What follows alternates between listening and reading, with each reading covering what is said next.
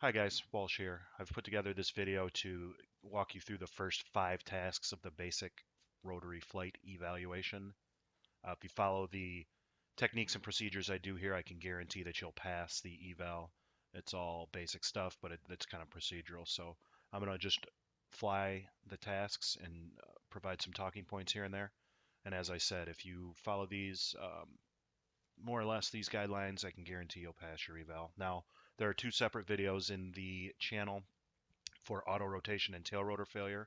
Those have their own videos, and there is no video currently for formation flight, but really, I mean, it's so similar to infantry, it's just bookwork. So the 5 tasks we'll cover will be pre-flight, taxi, takeoff, flight maneuvers, and then landings. And I will just get into it to try and keep the video as brief as possible, but it will be sort of a lengthy video.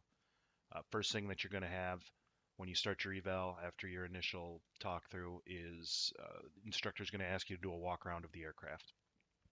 All that means is that you walk around the helo and look for obvious signs of damage, which in ARMA's simple damage model, it's really quick to see if there is any, if the windshield's cracked out or what have you. So there's clearly no damage around here. Then you need to look for debris around or under the aircraft, which clearly there's some here. You've got a wheel chock, um, a hand truck, and a boat key or something.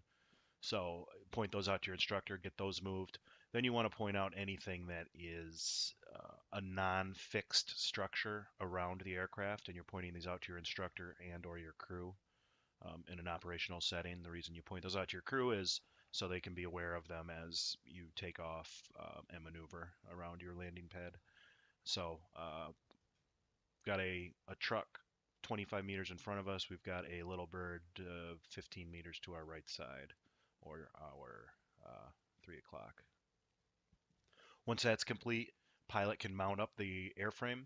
You'll check your HUD in the upper left to make sure all systems are green, and then you will mount your crew. They'll do the same thing, check their HUDs, report that they're green, and report in their ammo counts for you. So as I mount up, I look at my upper left there, my HUD's green. At this point, I tell door gunner and crew chief they're clear to board. They'll come in, report their stations. Then we can begin our pre-landing or our pre-flight checklist. All that is tuning your radios correctly to the frequencies that were assigned. For this, we're just going to say 50 and 100 for short range and long range respectively. Get those tuned, test them to your mates. Buffalo 1, test 100. Buffalo 1, testing on 50. Make sure those are good. Then you'll turn on your lights, both sets of collision and landing lights. Check your brakes are locked. They are. And we are going to be ready then for our spool up, granted that our crew has boarded. So we'll request from Telos a startup. And in order to do that, we do need to know where we're at. So we are here. I'm going to call this just rotary service area, and we'll call this hangar 3, 1, 2. Well, we'll call it 4. 1, 2, 3, 4, 5, 6. Hangar 4.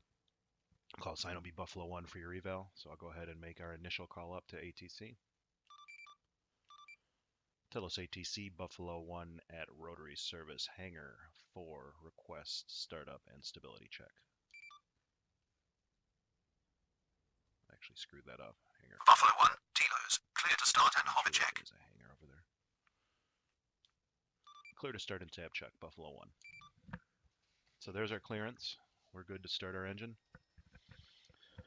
Once we're spooled up, we'll take off and do our stability check. That's simply taking off, making sure that we're hovering okay, that we've got flight controls forward and backwards, laterally left and right, and some yaw control. I like to turn my auto hover on in order to do that, just to keep some stability. You can free stick it if you want. In either case, the bird will take a second to settle, and it requires a little bit of back and left stick on the auto hover. So as you come up, just be prepared for that. You want to try and keep yourself over the pad or the taxiway as you do your stab check. So we've got some forward flight, we've got some rearward flight. Yaw left, yaw right, and got some left drift, some right drift, and then we'll try and set it down more or less where we were. Back it up just a little bit. Tell us ATC buff 1, stability check complete, request taxi to the active. So we make our taxi Buffalo call. 1, Tilos. Taxi via Echo, hold short 04. Buff 1 clear to taxi 404 via Echo, hold short 04.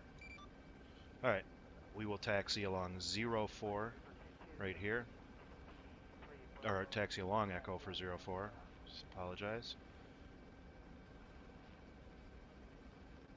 So the taxi rules, you want to try to hold the center line as best as possible. I'm going to just scoot outside of this little bird a little bit. And then get back on center. You want to hold the center line. You need to be below 5 meters of altitude if you're doing a hover taxi, which we are, and below 25 kilometers per hour on the taxiways. You can do a rolling taxi if you prefer. It is certainly more stable. In order to do that, after you get your clearance, you just unlock your wheel brakes, and a little bit of forward stick pressure will get you moving, and then some back pressure will slow you down, and your wheel brakes will stop you completely. So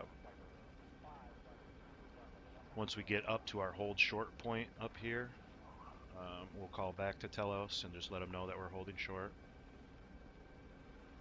And just to reflect back to ground school for a minute, the hold short point is about 1 rotor disc shy of the runway.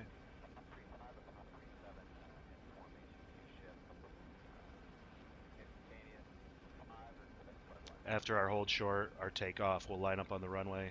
We're just going to give it full power, nose forward. I mean, everybody knows how to take off. What's important is to hold the runway heading all the way out of the airspace, and then to report into Telos when we're clear of the airspace. It's marked on the A17 map, the map that we're on now. Other maps just visualize about a 3.5 kilometer radius around the airbase and report in then. Just about at the hold short. Call it good right here. Tell us ATC buff 1 holding short 04 left. Buffalo 1, Tilos. Cleared to cross 04 left, hold short 04 right. Clear to cross 04 left, hold short 04 right, buff 1.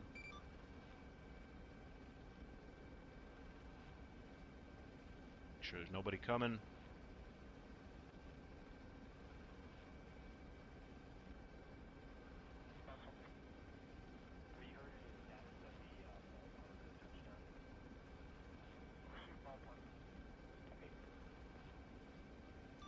Tell us ATC buff 1 holding short 04 right. Buffalo 1, you are clear to take off. Clear to take off 04 right, buff 1. There's our clearance. We're out of here. Again, follow the yellow line somewhat.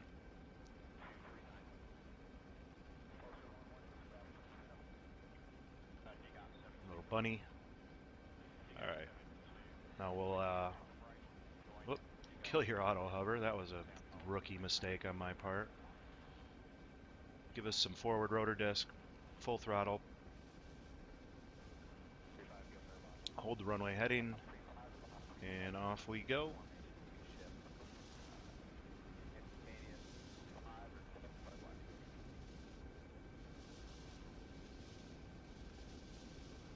So again, we'll just hold this heading until we're clear of the airspace. Then we'll transition into the flight maneuvers. I actually forgot to set my view distance, so let me stick up a little bit so we don't crash.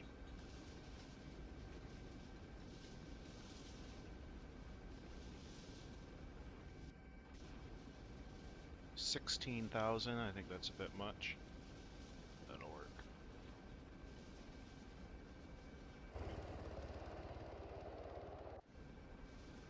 tell us ATC, buff 1 is clear your airspace to the northeast. Okay, the next portion of the eval is the flight maneuvers.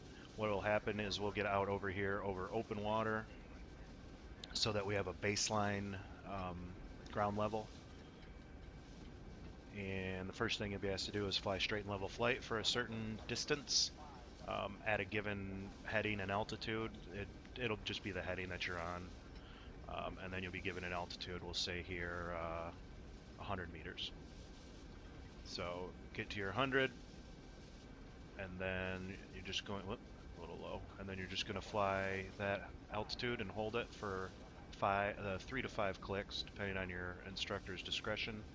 Use your VSI or eyeball it, whatever is most comfortable for you. And you have 10 meters in either direction of wiggle room. So this one's really easy.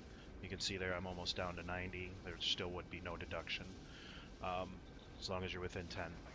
The next flight maneuver you'll be asked to do is to transition from 100 down to 50 meters and do it in a smooth transition without over or undershooting by too much. So you can do it with a combination of forward stick and throttle, however you want to do it. It's most comfortable for you, but just like that. Again, 10 meters in each direction of cushion. As you can see, I used almost all 10 there, but get down to 50, get stable, and hold it there.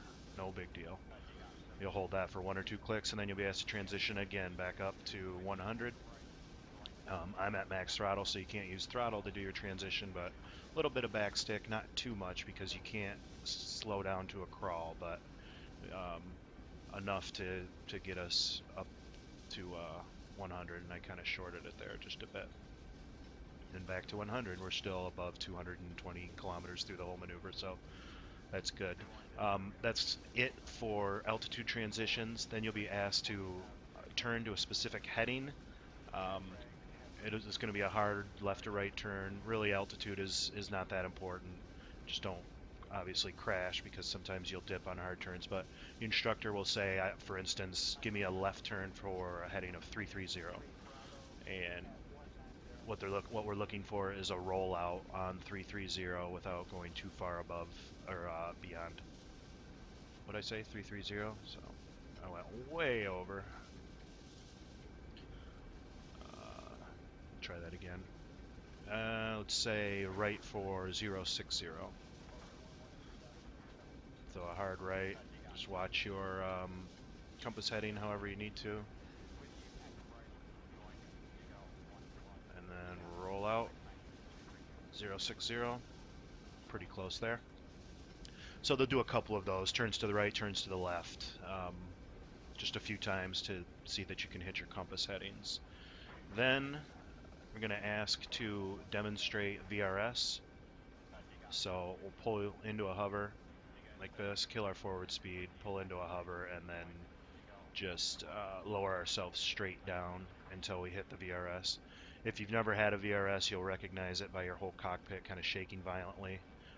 Might get a stall horn, and your throttle control will actually do very little. It'll actually probably serve to push you down somewhat once you enter it. So just transition us into a hover here. Again, the way that you enter this is get into a flat hover and then just lower ourselves straight downwards. And you'll definitely get one. The way that you get out is you fly into clean air, if you remember from ground school or the basic course, and all that means is flying either forward or laterally left or right into some brand new air. Drop your throttle before you do that, and then once you're in the clean air, increase your throttle and you will get out of the VRS. So let's see here. There we go. That's VRS. Right stick. I'm into the clean air, and now I can increase throttle and get out of it. Easy peasy. The final thing you'll be asked to do on flight maneuvers is fly nape of the earth, or nape of the earth. I don't know which one is proper. These may happen in a different order than I've shown them. They may ask you to do nape of the earth right away, and then out to the ocean. I'm not sure, but all nape of the earth is in the Cav. We define it as flight below 25 meters. above ground level. This is going to be a terrain following flight. It means that as the terrain undulates and peaks and valleys are below you, that you follow the contour of the Earth in order to keep ourselves under 25 meters. And as you can see, once we go through a valley or cut across a mountain and hit a valley, sometimes the altitude will break, above 25 meters as you transition back down. That's fine. You're not going to get docked for that. It's just about holding it for a sustained amount of time. You do want to bear in mind here that when you're down at nap of the Earth, you have very little margin for error to correct. So anticipate your next stick inputs. Anticipate the hills, valleys, saddles, stuff coming up that you need to be prepared for. The other thing to really look out for is power lines. They're really hard to see when you're down low going really fast like this. Like here comes a set right there. And when you do have them, it's important that you pull back and go up and over them. Don't go under them. That's just dangerous for the sake of being dangerous. When you get those, you want to pull back, go over them, and then transition back down to nape of the Earth. You won't lose any points for that because what you're doing is actually keeping the aircraft and your crew more safe by doing that. So that's nape of the Earth. Then we'll transition back up and prepare for a landing. In order to do that, we need to determine where we're at and then go through our quick landing checklist. So right now we're going to be east a few clicks of the airbase. And our landing checklist is basically just checking that both of your lighting systems are back on, that you know where you are, and your radios are still tuned. All of that is, in fact, done. So we'll prepare to make our inbound call to the airbase. All we need to do is call them. You want to call them between about 5 and 7 kilometers out with your direction and distance, and then your intentions. In this case, we'll be inbound for landing. Looks like we're going to be in from the northeast. 1, 2, 3, 4, about 5 clicks. So I will contact tower here, and then we'll get prepped for our landing. Telos Tower, Buffalo 1, northeast of the field, 5 kilometers, inbound for a full stop. Buffalo 1, radar contact. Clear to enter upwind for 2-2. Commence ETAF. Clearly enter the upwind for 2-2, Buff 1. Alright, so we have been cleared to enter the upwind. If you remember back to the basic, rotary, or ground school actually, the pattern is covered in depth. Altitude is anything below 300 and probably no less than about 50 or 70 is fine. Speed is whatever you like, doesn't matter. As we've been told to go onto the upwind, you enter all patterns on a 45-degree angle, so we're going to fly in and then turn onto a 45-degree angle to enter it. And I'll get down below 300. And we're just going to fly this as a CTAF pattern. I'll make the CTAF calls, and that's how you'd be expected to do it in your eval as well. Telos traffic, Buffalo 1, entering upwind for 2-2 Telos traffic. So we're in on a 45-degree angle, and then turn on to upwind, and we're on upwind.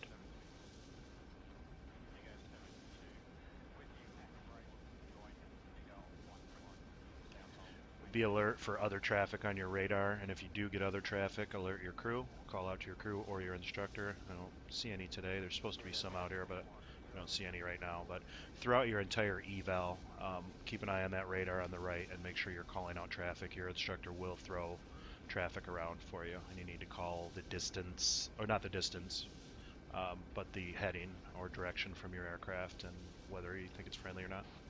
Telos traffic, Buffalo 1, turning crosswind for 2-2 Telos traffic.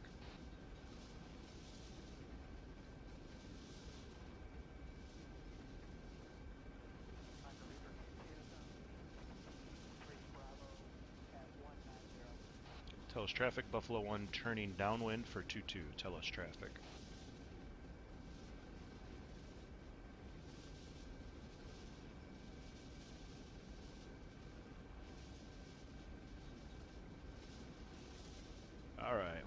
on the long downwind leg. Start to think about where your base is going to occur, your next turn, to get set up, and see there's traffic way out there on our 11 o'clock. Traffic bearing low, 11 o'clock off our nose. Looks like a helo, unknown. That's just alerting my crew. Anyway, consider where your base is going to be, and on your base or your final turn, declare your desired runway, either left or right. If we were being controlled by ATC, they would tell us on our base, but since we're on CTAF, we declare. Tell us traffic Buffalo 1 turning base for 22. Tell us traffic. And I'm probably going to go right here. Tell us traffic Buffalo 1 turning final for 22 right. Tell us traffic. Okay, so we're turning final, and then once we're lined up on final, we'll declare on final. Right about now. Tell us traffic Buffalo 1 on final 22 right. Tell us traffic.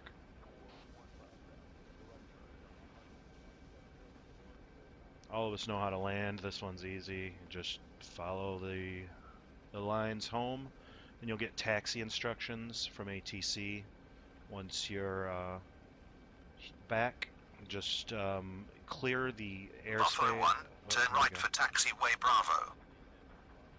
Clear the active via Bravo for LZ Crystal Buff 1. Acknowledge your taxi instructions, and then clear the actual air strip as quickly as you can without going too fast. Probably no faster than 50 kilometers an hour or so, especially if you're coming the other way. But the taxi limitations are not in effect when you're on the active airfield. They actually want you off the active as soon as possible. Once you get off the active, though, back onto the taxiway like this, then transition back to below 25 kilometers an hour and below 5 meters of altitude. And report that you're clearly active when you are. Tell us traffic, Buffalo 1, clear the active. Tell us traffic. And that, my friends, is all there is to it. At this point, you are a mere 20 points away, probably, from acing your eval and having being very, very close to having your wings to fly in ops. Instructor will tell you, whatever, turn left or right. He'll give you a pad to land on somewhere. But the pressure's off. You've done all the flight maneuvers. You've done your pattern and everything correctly. So at this point, you are good to go. Do those auto rotations and the tail rotor failures. Those can be tricky, but if you have problems with them, ding one of us on the forums. We're more than happy to work with you. Watch the videos. They spell everything out. And thanks for watching, guys.